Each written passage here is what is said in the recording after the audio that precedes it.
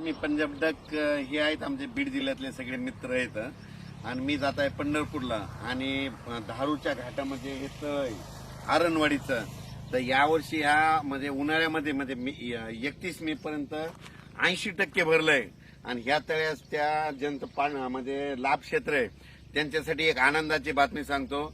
आता 12 ते 20चा जे पाऊस येणार आहे म्हणजे 12 जून ते 20 जून याच्यामध्ये 100% भरून जाणार आहे आणि याच्यावर लोंढावून पाणी जाणार आहे म्हणून हा अंदाज लक्षात येतो. पण राज्यातल्या सर्व शेतकऱ्यांना सांगू इच्छितो, आज आहे 7 जून, 7, 8, 9 दररोज पाऊस वाढत जाणार आहे. पण 12 जून ते 20 जून हेवी रेन इन महाराष्ट्र म्हणजे महाराष्ट्र सगळीकडे मुसळधार पाऊस पडणार आहे 12 ते 20 म्हणून सर्व शेतकऱ्यांनी काय करायचं, शेतीचे काम आटपून घ्या. आज आणखीन 2-3 दिवस देखील आहे पण आज देखील राज्यात भाग बदलत पाऊस पडणार आहे म्हणून हा अंदाज लक्षात येतात. त्याच्यानंतर 12 ते 20चा पाऊस पडणार आहे. सगळ्यात जास्त पूर्व विदर्भ, पश्चिम विदर्भ, दक्षिण महाराष्ट्र, उत्तर महाराष्ट्र, कोकणपट्टी, खानदेश, मराठवाडा सगळीकडेच पडणार आहे. पण राज्यातल्या सर्व शेतकऱ्यांना सांगू इच्छितो की म्हणजे आज 7 जून पासूनच राज्यात मी म्हटलं होतं ना 6 जून पर्यंत तुम्ही कामं आटपा. 7 जून पासून म्हणजे आजपासून बघा दुपारी 3च्या नंतर राज्यात ठिकठिकाणी पाऊस सुरू होणार आहे.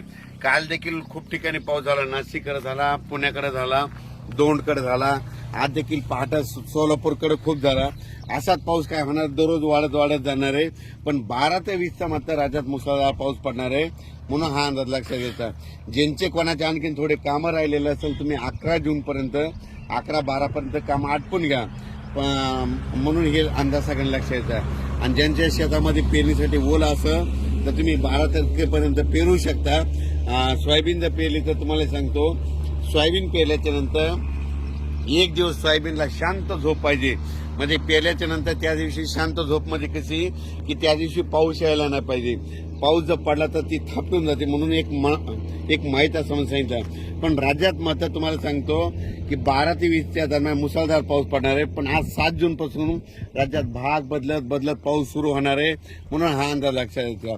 हे बीड जिल्ह्यातलं आरणगावचं इथे साठवण तलाव आहे, 80% भरलाय आणि आता ह्या 12 ते 20 मध्ये मात्र 100% भरून जाणार आहे. आणि यावर्षी बीड जिल्ह्यामध्ये जिथे छोटे तलाव आहे सगळे भरून खडे देखील फुटणार आहे, सगळ्या विहिरीमधून वरून पाणी वाहणार आहे म्हणून हे बीड जिल्ह्यासाठी आनंदाची बातमी.